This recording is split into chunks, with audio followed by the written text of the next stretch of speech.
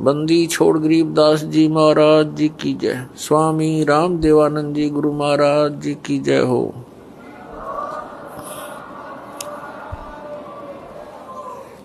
तुमरे विसारे क्या बने, मैं किसकी शरण में जाऊं। शिव ब्रंच मुनि नारदा, तिनके हृदय न सुनो।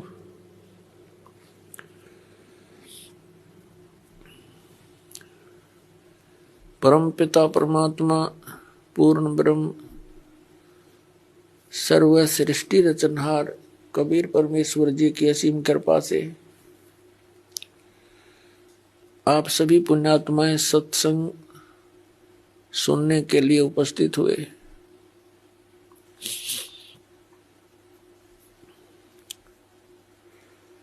सत्संग में आने से इस जीव को ज्ञान होता है, तू कौन है, यहां किस लिए तू ये जन्म और मर रहा है, तुझे ये मालूम नहीं अगले क्षण में क्या हो जाए। और फिर भी आप इतने निश्चिंत होकर के यहां बैठे हो। सत्संग में आने से इस प्राणी को ज्ञान होता है कौन से कर्म मानव के करने योग्य हैं, कौन से ना करने योग्य हैं। फिर मानव जीवन का क्या उद्देश्य है,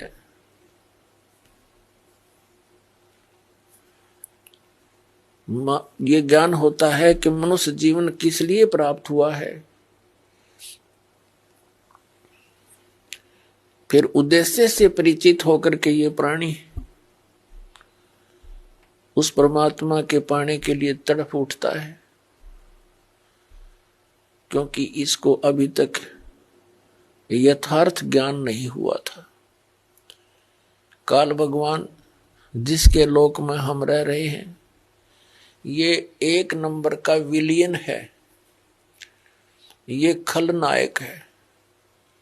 आप फिल्मों में देखा करते हैं जो खलनायक की रोल करता है वो कैसा व्यक्ति होता है। वो तो एक सिंपल रोल करता है, ये रियल में कर रहा है। इसने हमारे परम पिता को बुला दिया, इसने परमात्मा का नामो निशान मिटा दिया। अपने आप को ये अपने आप को ये भगवान सिद्ध करके बैठ गया।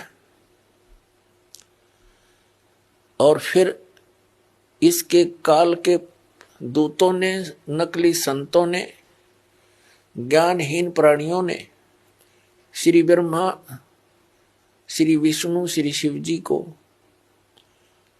बताया कि यही सब कुछ है, यही व्यवस्थक है, उत्पत्ति, स्थिति और संहार यही करते हैं। ब्रह्मा जी को तो कुछ एक बता ही देते हैं कि ये इसकी मृत्यु होती है, इसका कुछ समय निर्धारित है जीवन का। लेकिन श्री विष्णु, श्री शंकर भगवान जी को ये अजरो अमर बताया करते थे।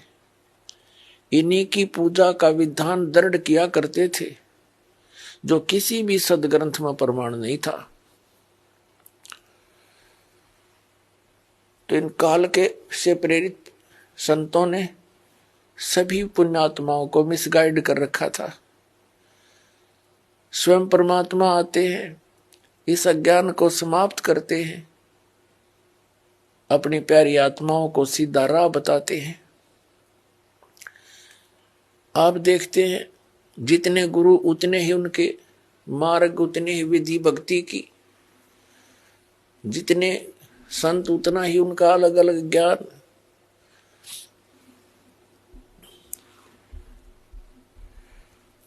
ये सारा कारण क्या है? इस काल भगवान ने सबको भ्रमित कर रखा है। इसने भ्रमित क्यों कर रखा है? परमात्मा ने हमारे ऊपर एक दया करी थी, कबीर भगवान ने, जो हम सबका जनक है। आज पहले भी आपको बताया था सुबह के सत्संग में जब इस काल भगवान ने इस दुर्गा देवी जी के साथ बद व्यवहार करने की चेष्टा की थी, इस दुर्गा जी ने अपनी इज्जत रक्षा के लिए इसके पेट में शरण ली थी। परमेश्वर ने, कबीर देव जी ने, सत्य पुरुष ने इस ज्योति निरंजन को इसके 21 ब्रह्मांड समेत वहां से निकाल दिया था, साथ में दुर्गा जी को भी, और साथ में इसको एक ऐसा वचन दे दिया था कि यहां जो ऐसे कर्म करता है सच्चे लोक में, उसको ये रोग लगता है 1,00,000 मानव शरीरधारी प्राणियों का नितहार आहार करने का। इसको वो श्राप लगा हुआ है 1,00,000 मानव शरीरधारी प्राणियों का ये नित आहार करता है। उसके लिए इसने अपने तीनों पुत्रों की रजगुण ब्रह्मा, सतगुण विष्णु, तमगुण शिव जी की ड्यूटी ला रखी है। इनको एक एक गुण से युक्त कर दिया। ना श्री ब्रह्मा के बस की बात, ना विष्णु के, ना शिव की। इनके अंदर से एक ऐसी रेंज निकल रही है, रेज, ऐसी किरणें निकल रही हैं जो इसके अंतर्गत इस 3 लोक में, पृथ्वी लोक, पाताल लोक और स्वर्ग लोक के प्राणियों को, ये तीनों देवताओं के अंदर से निकल रही ये किरणें प्रभावित करती हैं। ये अपने लोकों में रहते हैं, इनकी राजधानी है ऊपर विष्णु लोक, शिवलोक और ब्रह्मा लोक। वहां रहते हुए भी इनके अंदर से निकल रही किरणें हमें यहां प्रभावित कर रही हैं।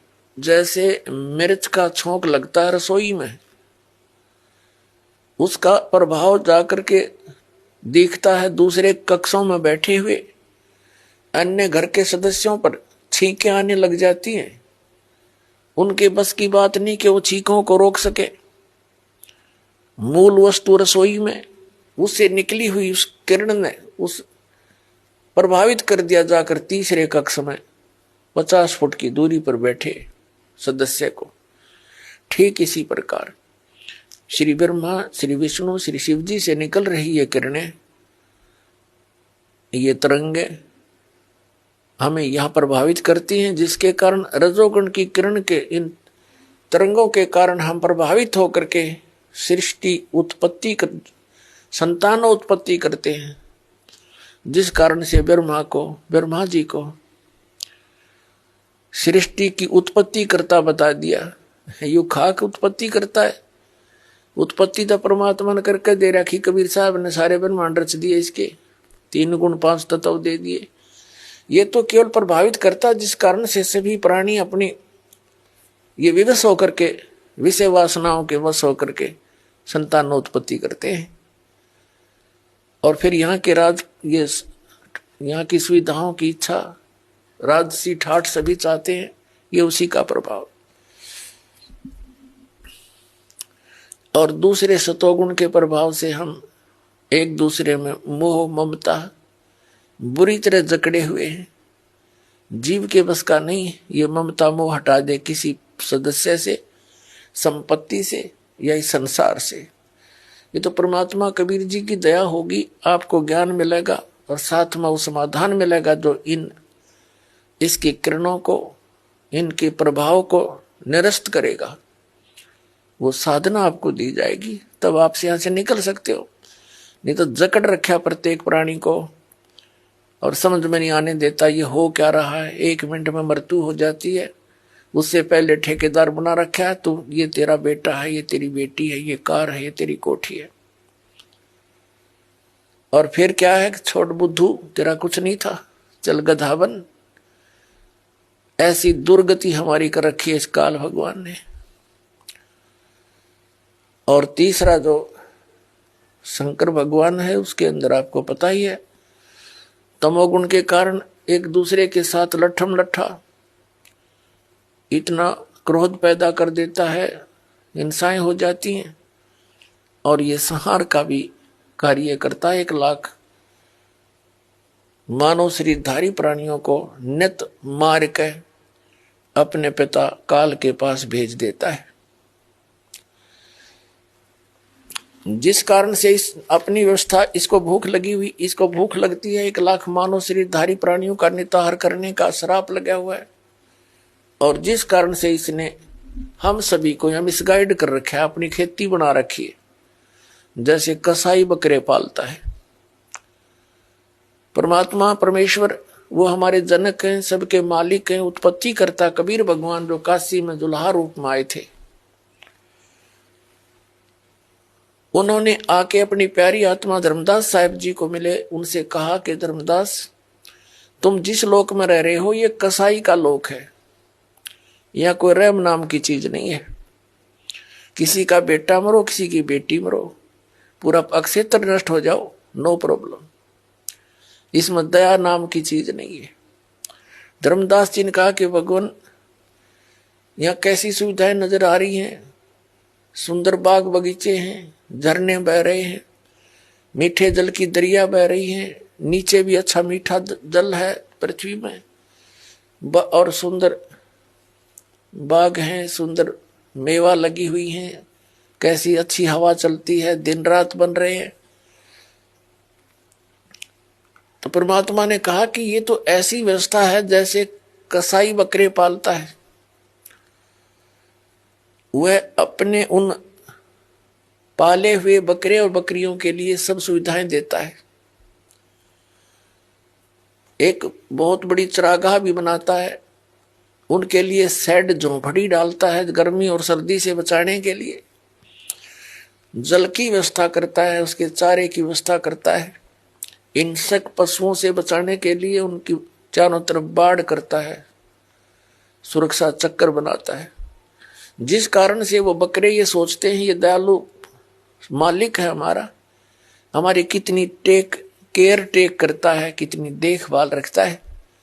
जिस कारण से जब वो कसाई बकरों के पास आता है तो उससे प्यार करते हैं, ऐसे ऊपर को पैर उठाकर उसे सीने से लगाना चाहते हैं, उसकी उस व्यवस्था को देखकर इसे प्रभावित हो जाते हैं।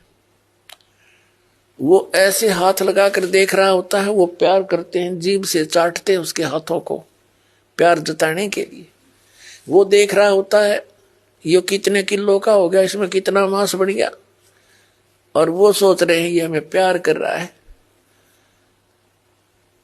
पहले उन भोले बकरों और बकरियों को वो दयालु नजर आता था, लेकिन जब ऑर्डर आता है 10-20 बकरों का काटने के लिए, वो ना देखता किसकी बेटी मरेगी, किसकी माँ, किसका भाई और किसकी बहन।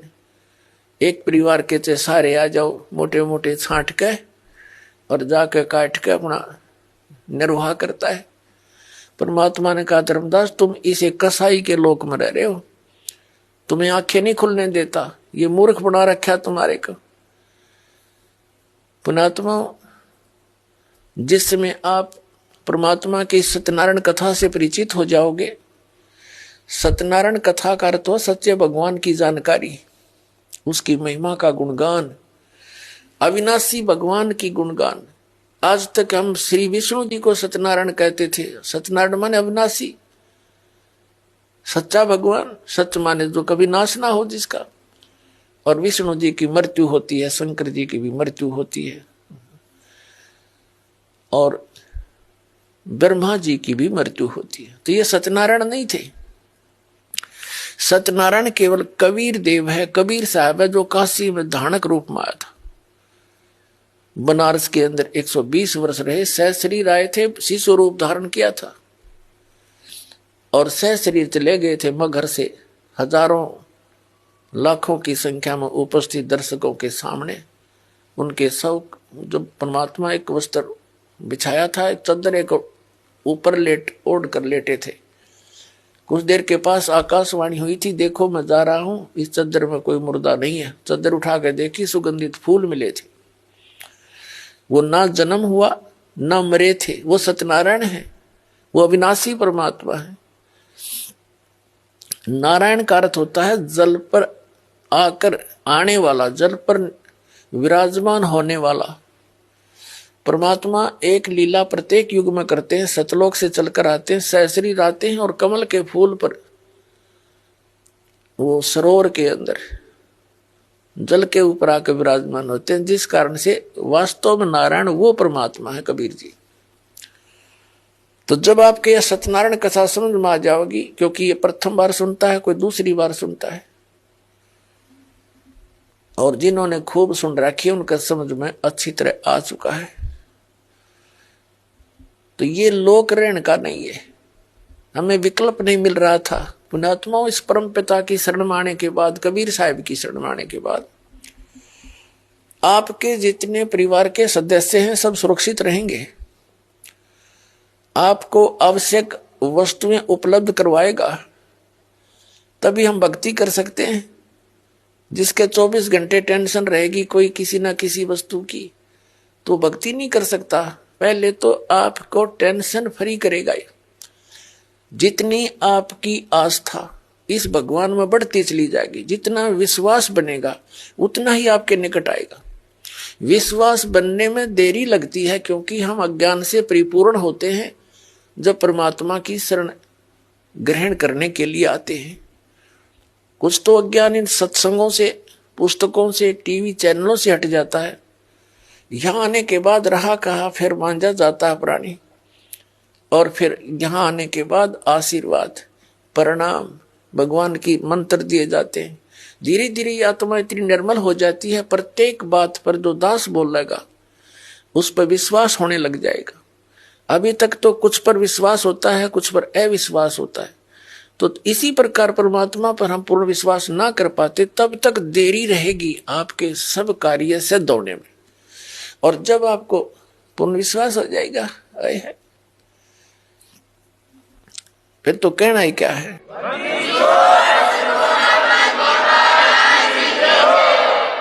जिनको पूर्ण विश्वास हो जाता है, एक भक्त ऐसे ऐसे सुख बताता है कि उसका कहता है जी कितने बताऊं, गिनती नहीं। तो पुण्यात्माओं, भगवान है ये हमारा सच्चा पिता है, और अपने पिता को ही अपने संतान के दुख की चिंता होती है, और ये समर्थ है, हमारे सब काम करने में सक्षम है, सब दुखों को दूर करने में सक्षम है। ये समर्थ परमात्मा है। इस पर विश्वास करके देखो पूर्ण हृदय से, फिर देखना सारे काम ठीक होंगे।